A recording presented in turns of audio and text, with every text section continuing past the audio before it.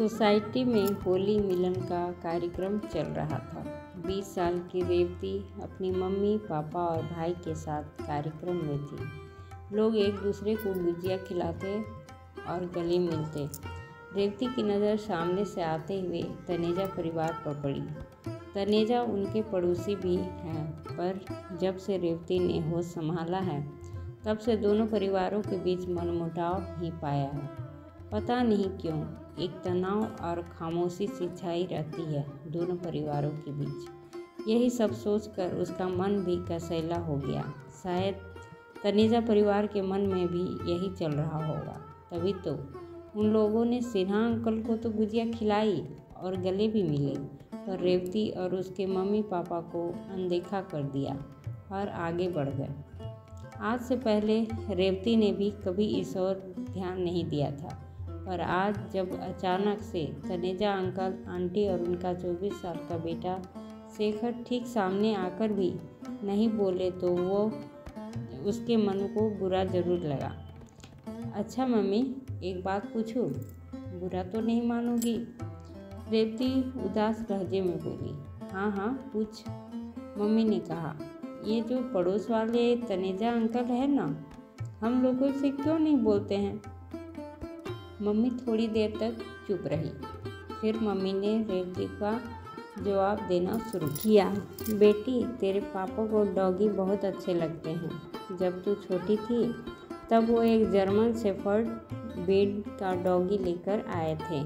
उसके बाल भूरे और काले से थे, कुछ धूप छांव लिए हुए, इसलिए कभी वह भूरा लगता तो कभी काला। उसकी चमकीली आँखों में हम लोगों के लिए हमेशा प्यार झलकता। सोसाइटी के पार्क में वह तेरे पापा के संग खूब खेलता था। हम सब उसे ब्रूनो नाम से बुलाते थे। एक बार की बात है, जब तेरे पापा ब्रूनो को मॉर्निंग वॉक पर लेकर जा रहे थे, तब मिस्टर तनेजा का छोटा भाई अपने घर से निकला। उसके हाथ में एक डंडा था। ब्रूनो ने समझा कि वे उसे मारने के लिए आ रहे हैं। आतंकित होकर वह उन पर भौंकने लगा। तेरे पापा के हाथ में जंजीर होने के बावजूद वह उन पर झपटने लगा। जर्मन शेफर्ड देखने में थोड़े तेज तर्रार लगते हैं, इसलिए वे भी ब्रूनो के भौंकने से डर गए और बिना आगे पीछे देखे ही रोड पर भाग निकले। इससे पहले कि वे कुछ समझ पाते, पीछे से आती एक कार ने उन्हें टक्कर मार दी। बस तब से तनेजा परिवार उनकी मौत के लिए हमें ही जिम्मेदार मानता है और हम लोगों से संबंध नहीं रखता। अक्सर ही वे लोग गाड़ी की पार्किंग या म्यूजिक से होने वाली आवाज़ के लिए हमसे लड़ते ही रहते हैं। हालांकि तेरे पापा ने तब से ब्रूनो को अपने एक दोस्त को सौंप दिया है और इस घर में उसे कभी लेकर नहीं आए। कहकर मम्मी चुप हो गई थी, पर रेवती अपने आप में डूब गई और सवाल करने लगी कि ये तो एकमात्र कुसंयोग था कि ब्रूनो के भूखने से वे भागे और दुर्घटनाग्रस्त हो गए। इसके लिए दो पड़ोसियों में दुश्मनी को पालना कहाँ तक उचित है? रेवती ने इन बातों पर और सोच विचार करना छोड़ दिया और किचन में जाकर अपने लिए नूडल्स बनाने लगी। सर्दियों की धूप में एक दिन रेवती अपनी सहेली रिया के साथ सोसाइटी के पार्क में बैठी हुई थी। सूरज की किरणें उसके गोरे चेहरे को और भी सुनहरा बना रही थी। आज के दिन कई दिन बाद ऐसी धूप खिली थी, इसलिए पार्क में काफ़ी गहमा-गहमी थी। एक छोटा सा डॉगी जो एक बुलडॉग था, रेवती के पैरों के पास आ खड़ा हुआ और अपनी छोटी सी जीभ निकालकर उसकी तरफ एकटक देखने लगा। रेवती को उसका अपनी तरफ टुकुर टुकुर देखना बहुत अच्छा लगा। उसने प्यार से डॉगी के बालों को सहला दिया। डॉगी तो जैसे इसी प्यार भरे स्पर्श का इंतज़ार ही कर रहा था। उसने झट से अपनी दोनों अगली टांगें पसार दी और वहीं घास पर बैठने की तैयारी करने लगा। इतने में उसे ढूंढते हुए एक लड़का आवाज़ देते हुए आया। रेवती ने आवाज़ की दिशा में अपनी नज़र दौड़ाई तो देखा कि ये तो उसके पड़ोसी मिस्टर तनेजा का बेटा शेखर था। शेखर पहले तो रेवती को देखकर ठिठक गया, पर अगले कुछ पलों में रेवती की तरफ एक फीकी सी मुस्कुराहट दे दी और बोला, इसी को ढूंढ रहा था, बहुत नॉटी हो गया है। सर्दियों में नहाने से बहुत कतराता है, पर आज मैंने इसे नहला ही दिया, बोल रहा था शेखर। बदले में रेवती को समझ नहीं आया कि वो आखिर कहे तो क्या कहे। इसका नाम क्या है? रिया ने पूछ ही लिया। सीजर रखा है मैंने इसका नाम। अच्छा है ना? शेखर ने रेवती की तरफ देखते हुए कहा, पर उत्तर रिया ने दिया, डैम गुड। शेखर ने सीजर को पुकारा, उसके साथ धीरे धीरे दौड़ लगाने लगा। हाय, कितना सुंदर है, रिया ने कहा। कौन, डॉगी या डॉगी वाला? रेवती ने चुस्की ली। तो रिया ने कहा, मुझे तो दोनों पसंद आ गए हैं, किसी के साथ भी अफेयर करवा दो। शरारती अंदाज में रिया कह रही थी, कितना अच्छा लड़का है, हैंडसम और मीठा बोलने वाला। उसकी आंखें भी बोलते समय उसकी ज़बान का साथ देती है। और रेवती को देखकर वह मुस्कुराया भी था। क्यों नहीं मुस्कुराया भाई, पड़ोसी ही तो है, और फिर हम दोनों हम उम्र भी है और युवा भी, पुरानी दुश्मनी से हमें क्या। मन ही मन सोचने लगी थी रेवती। अगले दिन जब रेवती कॉलेज से लौट रही थी, तभी उसकी स्कूटी रास्ते में खराब हो गई। रेवती को कुछ समझ नहीं आ रहा था। उसने आसपास देखा, कोई मैकेनिक भी नज़र नहीं आया। वह स्कूटी को किनारे पर खड़ी कर अपने पापा को फ़ोन लगाने जा रही थी कि वहाँ शेखर आ गया। क्या हुआ, कोई दिक्कत है क्या? स्कूटी खराब हो गई है, कोई बात नहीं, मैं देख लेता हूँ, कहकर शेखर ने स्कूटी को स्टार्ट किया तो स्कूटी बड़ी आसानी से स्टार्ट हो गई। थैंक यू, रेवती ने कहा। इट्स ऑल राइट, शेखर ने मुस्कुराकर जवाब दिया। इसके बाद वे दोनों सड़क के किनारे खड़े होकर बातें करने लगे, जिसमें शेखर ने अपने आप को डॉगीज का बहुत बड़ा प्रेमी बताया और रेवती को यह भी कहा कि 2 दिन बाद ही शहर में एक डॉग शो होने जा रहा है, जिसमें बहुत सारे लोग अपने पेट्स लेकर आएंगे और जिसका डॉगी सबसे प्यारा और स्मार्ट होगा, उसे विजेता घोषित किया जाएगा। हालांकि रेवती को डॉग्स पसंद थे, पर इतने नहीं कि वह किसी डॉग शो को देखने जाए। पर शेखर की बातों में उसे ऐसा आमंत्रण महसूस हुआ कि रेवती ने मन ही मन डॉग शो में जाने का विचार बना लिया। अपनी सहेली रिया को लेकर रेवती डॉग शो में पहुंची। यहाँ पहुंचकर उसका मन खुशियों से भर गया। कितनी अलग अलग जाति के अलग डॉगीज थे यहाँ पर। भूटिया, लेब्राडोर, साइबेरियन, हस्की और दुर्लभ प्रजाति का पूडल अपनी अदाएँ दिखा रहे थे। डॉग से अधिक तो उनके मालिक इठला रहे थे और वे कभी अपने पालतू को निहारते तो कभी उनके पैड्स पर पड़ने वाली दूसरों की निगाहों को देखते, जैसे वे कहना चाह रहे हों कि अरे भाई, मेरे डॉग को नज़र तो मत लगाओ। इतने में शेखर ने रेवती को देख लिया था और हाथ से हेलो का वेव किया। सीजर तो आज एकदम तरोताज़ा और खूबसूरत लग रहा था। उसके बाल चमकीले लग रहे थे। शेखर रेवती के पास आया और दोनों बातें करने लगे। शेखर उसे डॉग से संबंधित तरह तरह की नई जानकारियाँ दिए जा रहा था। रेवती और शेखर को एक साथ समय बिताना काफ़ी अच्छा लग रहा था और उन दोनों ने अपने घर में बरसों से पल रहे तनाव पर भी बातें की। अब तो दोनों के बीच मोबाइल नंबरों का लेन देन भी हो चुका था। शो के अंत में आयोजकों द्वारा जलपान की व्यवस्था थी। शेखर, रेवती और रिया जलपान करने लगे। उसके बाद दोनों ने एक दूसरे से विदा ली। शेखर और रेवती दोनों के बीच व्हाट्सएप पर चैटिंग शुरुआत भी हो गई थी और कहना गलत नहीं होगा कि दोनों के बीच प्रेम का अंकुर जन्म ले चुका था।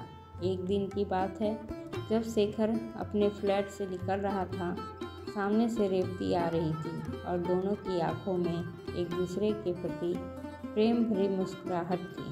कहते हैं ना कि इश्क और मुस्क छिपाए नहीं छिपते, पर इन दोनों के मामले में ऐसा ही हुआ।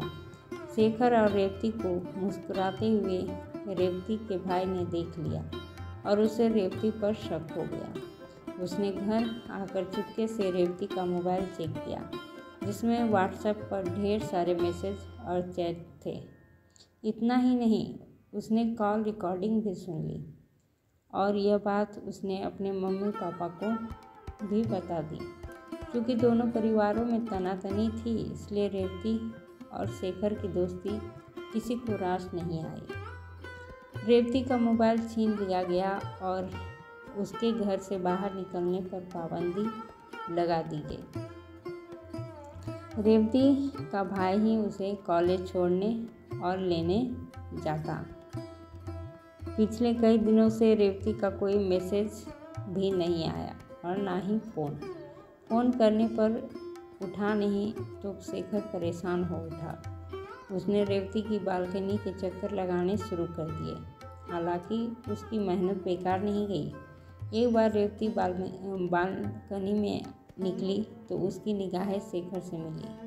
रेवती की सुनी आंखों को देखकर वह जान गया कि उसके प्रेम संबंधों का पता रेवती के घरवालों को लग गया है। इस मामले में शेखर को भी समझ नहीं आ रहा था कि आगे वो क्या करे। दोनों परिवारों के संबंध इतने खराब थे कि शेखर उनके घर जाना ठीक नहीं समझता था। पता नहीं रेवती के माता पिता और भाई कैसा व्यवहार करे, पर प्रेम इन दोनों के दिल की तड़प बढ़ रहा था और रेवती से बात करने का मन कर रहा था शेखर का। रविवार का दिन था। शेखर ब्रूनो को लेकर सोसाइटी के पार्क में आया। उसकी खुशी का ठिकाना नहीं रहा जब उसने पार्क में रेवती को भी देखा, पर अगले ही पल वह गंभीर हो गया, क्योंकि शेखर जानता था कि कहीं न कहीं से रेवती पर नज़र जरूर रखी जा रही है। इसलिए रेवती उसे देखकर मुस्कुराई भी नहीं और उसका फ़ोन अभी बंद आ रहा था। रेवती को सामने देखकर भी उससे बात नहीं कर पाना शेखर को और भी परेशान कर रहा था। फिर अचानक उसे संदेश लेन देन का बहुत पुराना पर कारगर तरीका याद आया और उसने फ़ौरन ही सीजर को पास बुलाया और उसके गले में लटके पट्टे में एक क्लिप की सहायता से एक पर्ची फंसा दी। उस पर्ची पर लिखा था, मैं तुमसे बात करना चाहता हूँ। सीजर खेलते खेलते रेवती के पास पहुँचा और अपनी छोटी छोटी चमकीली आंखों से रेवती को निहारने लगा। रेवती ने थकी आंखों से सीजर को देखा और उसके सिर को सहलाया। तभी उसकी नज़र उस पर्ची पर पड़ गई। रेवती ने धीरे से वह पर्ची निकाली और सरसरी निगाह से उसे पढ़ा और सबकी नज़र बचाते हुए उसका जवाब लिखा कि मैं बात नहीं कर सकती, घर में सबको पता चल गया है। सीजर फिर से भागकर शेखर के पास वो पर्ची दे आया और कुछ दिनों तक बिल्कुल फिल्मी अंदाज में सीजर उन दोनों के प्रेम की पातियां एक दूसरे तक पहुंचाने और लाने का काम करता रहा। सीजर के इस काम पर किसी को भी शक नहीं हुआ था। आखिर कब तक मैं और रेवती इस तरह से बात करते रहेंगे? हम दोनों ही बालिग हैं और हमें अपने जीवन साथी चुनने का हक है, मन ही मन सोच रहा था शेखर। उस दिन रेवती अपनी मम्मी के साथ पार्क में आई तो शेखर के अंदर बहता हुआ जवान खून को जोर मारने लगा और वो बिना कुछ सोचे समझे रेवती और उसकी मम्मी के पास पहुंच गया। सीजर भी उसके साथ था। नमस्ते आंटी, मैं आपसे कुछ कहना चाहता हूँ। शेखर को इस तरह से बोलते देखकर रेवती की मम्मी चौंक पड़ी थी। हाँ हाँ बोलो। दरअसल मैं और रेवती एक दूसरे से बहुत प्यार करते हैं और शादी भी करना चाहते हैं। समय आ गया है कि हम दोनों परिवार अपनी पुरानी करवाहट मिटा लें, क्योंकि जो भी हुआ उसमें किसी की गलती नहीं थी। ऐसी बातें शेखर के मुंह से सुनकर रेवती की मम्मी बेटी का मुंह ताकने लगी थी। मम्मी ने कुछ नहीं कहा, बस रेवती का हाथ पकड़ा और घर चली आई। कुछ दिनों तक रेवती पार्क में भी नहीं आई। इस बीच शेखर का बैंक पीओ का रिजल्ट निकल आया था और उसने इम्तिहान पास कर लिया था।